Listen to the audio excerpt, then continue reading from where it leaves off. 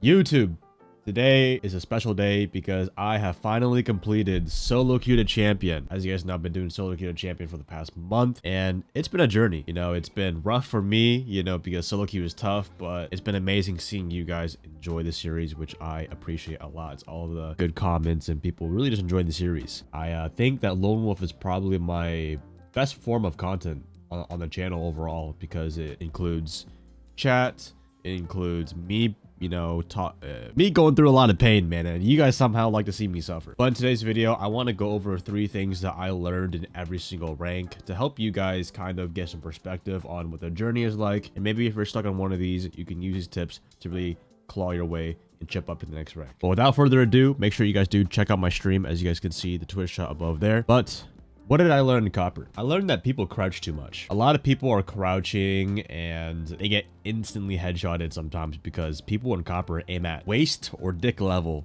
So they end up accidentally headshotting you. Or maybe it's just you're an easier target. I would recommend that you break out of the habit of crouch walking, because people think if they die in the game, they die in real life. And they're very scared. They play like it's a horror game. Speaking of horror games, I just played Fears of Fathom, and you should definitely go check that out on my second channel. The second thing I would recommend for you guys is your attachments. Now, if you are a copper watching this, I'm about to give you the best attachments forever. Just use ACOG, vertical grip, and a laser. If you don't have ACOG, then use whatever 1X that you want. Flash hiders is good as well for your recoil. All of those attachments have something to do with the vertical recoil, which is why I recommend it to you. And if you're wondering if you use laser is really personal preference, but in the game's mechanics now, they change it so laser has faster ADS time, aim down sights.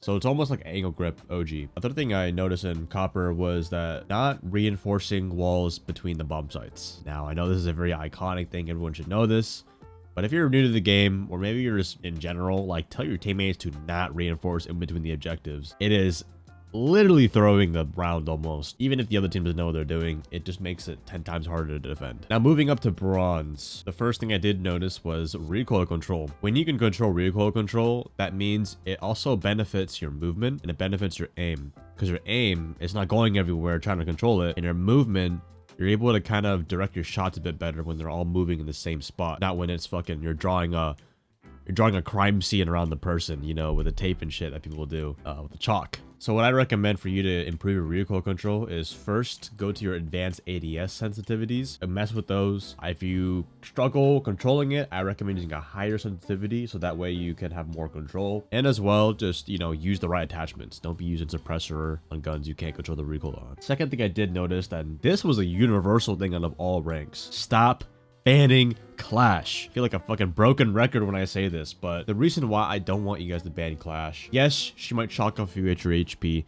Yes, she can be kind of annoying, but when you really know how to deal with Clash, she's a free kill. Let me explain it. If I am solo queue and the other Clash is facing up against me, she might have 1 or 2 teammates behind her, but at the same time, she does isolate herself. A lot of bad Clash players walk too far away from their teammates, go up to her, punch her, and just kill her. Or maybe she's the last alive because she is just doing absolutely nothing. It's very rare for there to be a good Clash. Like, she knows how to keep her distance, have players behind her. But guys, stop banning Clash, because some people don't even use her sometimes. Third thing I would recommend for bronze is that you gotta mess with 3 specific settings, which is 1, your FOV. You want to make sure you're maxing that out. Generally, see how you like it to get just easier peripheral vision. Second is your aspect ratio. A lot of people are stuck on auto. For the aspect ratio, I'd recommend that you use at least something above 16:10. I think 16:9 is okay, but it's a bit easier in general and easier in the eyes to actually look at the enemies stretched out more. Pause. And last, your FPS settings for your settings. Make sure if you have like a pretty mid graphics card, I would recommend you just run medium or low. This game is already good enough looking. You just need to worry about your frames. And a bonus tip for bronze before I move on is red ping versus yellow ping. Now, red ping is only, I would say, for the last like 15 seconds of the round. If you really need that information, like if you don't need the information anymore and you want to panic the other person, this will generally just make it, oh shoot, they spotted me, right? But yellow ping is what you want to use about 90% of the time, which is the observation ping, Z ping, yellow ping. Use that because the enemy does not get alerted for that, and if only your team can see it. So Know the difference. Stop red picking on Valkyrie cameras. You're just costing. Quick water break. Now moving on to silver, the first thing I would say is understand vertical gameplay. Now this can be just playing above for the diffuser, playing below for the diffuser, or even as basic buck, sledge, ramp. A lot of players in silver don't even know that you can make vertical sometimes. That's the first time they've seen it. They, you know, when the first time a ram drone goes above them, they look like that. Hey, yo, chat, what's that meme of the guy looking up like this? Like the, what's that called, bro? It's the guy for the bad guy from Spider-Man. I don't know what his name is, but Joey, you can probably put a picture of it. But using a vertical gameplay really just unlocks that really deep three-dimensional gameplay for yourself.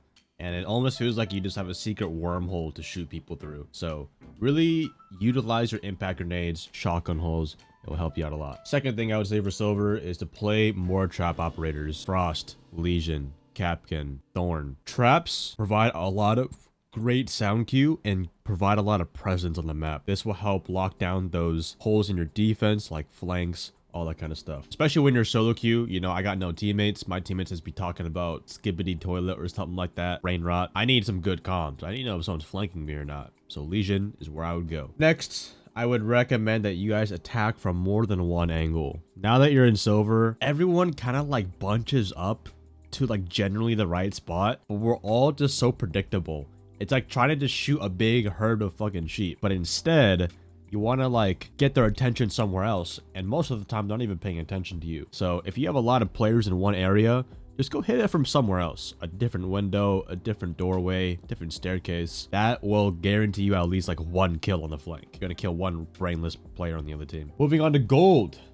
First thing I would say is head level crosshair placement. Now, a lot of people, their eyes are looking head level, but their crosshair is not there yet, so they have to like flick. This will also help you just get caught off off guard less, and you'll actually land a lot more headshots than you think. And if you don't know where headshot level is, it is a second buckle on a barricade. Always aim through that on in every single doorway imaginable.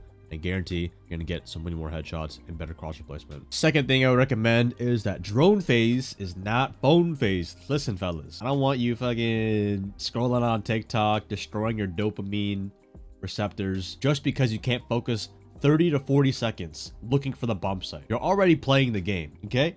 You know what? I need to add some more emphasis to this. Listen, you worm. Stop watching girls shake ass on TikTok and focus on the fucking round. All right. Hopefully you guys enjoyed whatever Legion said to you guys. Last thing I would say for gold is callouts. Now, a lot of people be saying some callouts that don't even exist on the map. Yeah, they just be making stuff up, or like right there. You saw him. He's 1 HP. We all know these lies in every single game, but please sharpen up your callouts. Look at the compass below and get your callouts down. Because if you have bad callouts, you're not going to make it to platinum. Now with platinum, you got to learn the default strategies. The way I see default strategies, they are the unspoken skill measurement. It's like the unspoken rooms that everyone holds, angles. It's just the common ways to play every bomb site. I call it a default strategy because, like I said, it's just the default pattern that everyone knows. And ideally, you could actually use these default strategies all the way to champion. Now, this will also help you become more consistent and not just enter a random spot every time. This will help create better habits. Now, once you kind of understand the default strategies, this leads to number 2, which is to identify gaps. Identifying gaps basically is just like a hole in the defense. Remember what I told you guys in silver to hit from a different angle every time? You gotta find a window that has no traps on it, a door that's not barricaded, and that they have their back towards. Really getting that one kill is very crucial for you to dismantle a defense and make you stand out a lot different than other platinums. This also requires you to grow a pair of balls and take that risk. Don't be like, oh, I'm afraid to die. I don't want to go in. You just gotta go in, bro. Make that decision. Just think of your Spoit, your Uzi, your Bolo. Just go in, kill everyone, and then, you know, obviously you get into a frost mat. And number 3 for platinum is make your play style around the bomb. A lot of players in plat, like you guys, you're kind of getting to the lobbies where you might get some champions in there, so you have to be staying alive for the bomb. You have to know that, oh, it's not just TDM. I actually have to pick up the diffuser and spawn. You don't understand how many times I almost tilted because my teammates would just die with a diffuser in spawn and no one would give a fuck. Now, Emerald, guys, Number one, have some discipline. I see so many people taking gunfights in the last like 30 seconds when they really don't need to. Or people will just be peeking just to peek. You'll have man advantage, but you still decide to take a risky play. Or like if someone gets on a camera, you know, you want to instantly go hop out. But you guys need to have some discipline. Don't peek everything. Understand. Just wait a little bit for a better opportunity to take a gunfight. Simple things like that. Just have trigger discipline. Now, second thing for Emerald is passive versus aggressive. This is where you're going to start having to put on the big boy pants and start making those plays for your team. Whether that's picking up a hard breaching roll, which I don't recommend too much. Making that play, you know, it's 3v3, 30 seconds left. Someone needs to kill someone. You boom, you go in, you take one down, you take the lead. Boss. But there's also times, like I said, similar to number one, is there's whenever you're in, let me just tell you this. We know the 5v5 score, right? If your number is greater than the other team, just play passive. If your number is neutral, like 4v4, you can kind of choose passive or aggressive. If you see the opportunity, sure, go for it. But if you're in a 3v4, you're a man disadvantage, play aggressive. Okay, because you need to get a kill to even that out. But knowing when to play aggressive and passive consciously, this will kind of help you take greater risks and a little bit safer as well. Playing off information, aggressiveness would be like joining for info, holding an angle, waiting for a team to find an opening, going for a trade. You guys should know what trades and refrags are. Basically, when you just try to even out the number when you just lost the number. If your teammate just died, I gotta go kill the guy who just killed my homeboy, you know what I mean? And last thing for Emerald is break your bad habits, guys. You're at to the point where you really need to like sharpen up. You can't get away with dumb shit most of the time. I give you guys the test score analogy. Let's say you get like 3 major questions and then maybe like 5 small questions, right? You get all 3 of the major ones right, but on the small questions, the multiple choice, you know, got 1 wrong, 2 wrong, 3 wrong. Then you end up getting like a B+ when you thought you did it really good. You got to fix up those small little increments because that can really just kill you. Like for example, if you just, oh, you know what? I'm too lazy to drone in right now. It's fine. I'll just go kill everyone. And then boom, you hit a captain trap and you just die. Now you're out for the rest of the round. Or maybe even things like you get the wall open on attack, but then you just stand there and you don't do anything because you don't, you kind of like know what you need to do, but you just stand there and just stall and wait for your team. Nah, bro, you can't be stalling. So fix up your little bad habits that you guys have, and you'll actually find a lot of these in match replay. Go into match replay, watch yourself from third-person view, and I guarantee you're going to pick up a lot of things that you never really knew in the first-person view. All right, moving on to Diamond. This was probably the hardest part of the series. Not because the enemies were hard, but in Diamond, it's reverse. You're actually fighting your own team. Your team leaves the diffuser and spawn. They don't pick the right operators. They fucking look like they belong in platinum. They don't call out. They don't do anything. It's just 5 people running around with their heads cut off, thinking that they're getting hot shit. Everyone there, it's just, I blame rank 2.0. But anyways, enough of me yapping. First thing I would say is swing or be swung. You might have heard that term a lot, but it is very true. Siege has something called peeker's advantage, which means the person moving first is going to get that extra like few milliseconds to see the enemy before they see you. So if you're always the one moving around first, even if you're sitting in sight, you're gonna take a fight, be the one moving, because that gives you that extra bit of latency to win the gunfight. But also is just that you just take matters into your own hands and then you kind of get those kills yourself. So understand that the next time you're just hiding in a corner, unless you're like a shotgun user or like you have a really good angle, don't just sit in a corner for no reason. You're actually going to end up working against yourself. Second thing is crossfires. For some reason, people just do not fucking want to work with their teammate in a 2v1. They just want to swing and die and go for the kill. Guys, if you're in a 2v1, you basically won the round, because with a crossfire, you basically just sit on the opposite side of the enemy from each other. For example, if he has to walk through one doorway, one teammate right here and one teammate right here. Now, it's very important that you understand which teammate has first contact. You tell your teammate, hey, I have first contact, swing off me. Which basically means you're baiting your life to take an unwinnable gunfight with the enemy, so that way he can, tag team that guy. But hey, if you mess that up, then you just suck. And then number 3, this honestly should be like for Platinum and Emerald too. But guys, don't solo queue. Unless you enjoy solo queue, but if you're like, I'm solo queue because I have no friends. Oh, my school friends are on, or they don't have a PC or something like that. Bro, that's the biggest cop-out excuse. You do understand there's millions of players in every single rank. Maybe millions? I don't know if there's hundreds of the thousands. The point is, bro, I can make a whole ass 5-stack in a span of like 3 to 5 games of just fighting random people. Guys, be vocal add people. If you're not talking in your game chat, do not fucking tell me, oh, I can't find anyone to stack with. Like, you gotta be the teammate that you actually want to stack with. If you're not gonna make call outs, you're not gonna carry your weight, then fuck off. But yeah, you need team coordination. A lot of people in Platinum and Emerald probably could be Champion if they just 5 stacked. The biggest skill gap between these, like Platinum and Champion, is just teaming up. Don't like talking to random people. Wouldn't be fun because I don't know them like that to have jokes and shit. What? You don't have to have jokes. What? No, bro, just give basic callouts like, hey bro, push here. Hey, can we get this operator? Just talk to them like you're playing a video game. I'm not saying you gotta crack jokes and shit. That just comes normal, man. Obviously, I ended the series on Champion, but I've been in Champion for multiple seasons. Like, this is my main account. You can see, like, past ranks. Highest rank I've ever been. This was just because solo queue was awful. I just stopped playing, but I've been champion for like every season. The highest champion I got was like top 200, I think. That was when I was playing with Fett and all those guys. 3 tips I'll give you guys. Do not repeat the same way you just went around. Be unpredictable. Guys, in champion, whatever thing you just did the first round, you're not going against noobs. They're gonna, like, if anything, they're gonna overcorrect for it. Let's say you push one room and you end up winning because of that room. Next round, you best believe they're putting frost mats, thorn mines, they're putting fucking Bob from Overwatch in there. They're locking that shit down. They're gonna put the KSI fucking Think of It song in there so no one else fucking goes in there. So change up your push, bro. Number 2 is watch Pro League for the newest tech. Now that you're in champion, bro, like, you're not gonna learn much. You're not gonna learn much things else. It's just like, how many rounds can you win? You're already peaked at this point.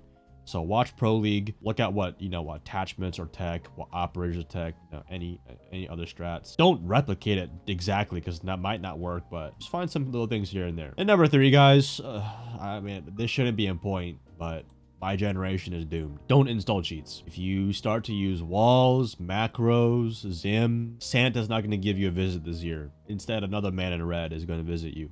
And his name starts with a D and ends with a Y. And he's known for sneaking into people's houses. But anyways, yeah, guys, like, don't install cheats, bro. Ever since I started playing a long time ago, I've had friends come out the closet saying, they don't even say that they're cheating. They just disappear from the edge of the earth. They say, oh yeah, I'm good.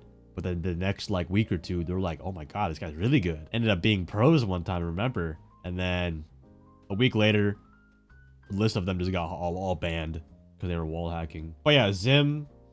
My honest thoughts on Zim. First of all, you're a bitch if you use Zim. However, there's a very like top 1% of players that switch from Zim, make it to PC, is really good on PC, gets into Pro League. Like, obviously, if you're using a mouse and keyboard on a console, like, you're still getting practice of using a mouse and keyboard, and your game sense is probably still there too. It's just scummy because you're going up against console players. Why? You know what I mean? And then people will be like, oh, but everyone else is doing it, so I might as well do it. That mentality is the same thing for cheaters. Oh, other people are cheating are in Siege, so I might as well just cheat to counter against it. It's just such a cop-out mentality. But that weak mentality is so like easy to replicate. That's why there's, I guess, it's a never-ending cycle. People just refuse to play the game normal, even if that means your experience of the game is ruined a little bit. They just want to ruin it more. But that's up to you, bro. And then people who use macros, I don't understand macros. Like, recoil is like the easiest thing in this game, but if you just suck, sure, bro. I don't care, to be honest. But yeah, guys, don't install cheats. I shouldn't have to tell you guys that. But if you want to lose all your respect from all your friends, unless they're fucking bums like you, sure, go ahead, cheat. Don't give a fuck. But yeah, that is exactly what I learned from Copper to Champion. Now, I will definitely do this next season, and I do want to say one time, this was a good series. It was obviously not perfect. As you guys know, after the first week, the educational kind of went down a tiny bit. It was not because the enemies were getting hard, but I think it was just the repetitive solo queue. Like, it just deteriorates my mind a little bit. So that always sometimes, and I get carried away with Twitch chat sometimes. So I know some people have been like, oh yeah, bro, like, you stopped commentating, we wanted more educational. But some people also enjoyed, just me in chat, me in chat messing around. So yeah, next season, I do want to make sure that it almost is like if I recorded it off stream. I do want to focus a little bit less on chat, all the jokes and stuff like that, and save it mainly for the commentaries. Maybe like 2 full games of video and having real commentary on it. I would try my absolute best the next time we do it, but I can't make any promises. I enjoy the series a lot, man. It helps people, come over to the Twitch streams, have a good time. Yeah, man, this is probably like This is a series I want to do for a long time. Now, what's the future? What are we doing after Lone Wolf now that we solo queued a champ? I realized you guys really enjoy my commentary as well as the gameplay.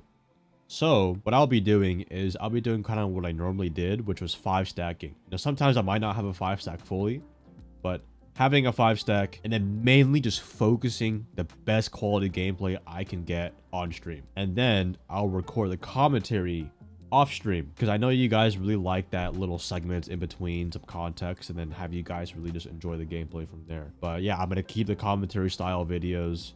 I want to see how those go out. And yeah, this is what I really enjoy for now. One more big thank you guys. Solo to Champion was a fun ass series. It was a grind for sure. As you guys know, I almost...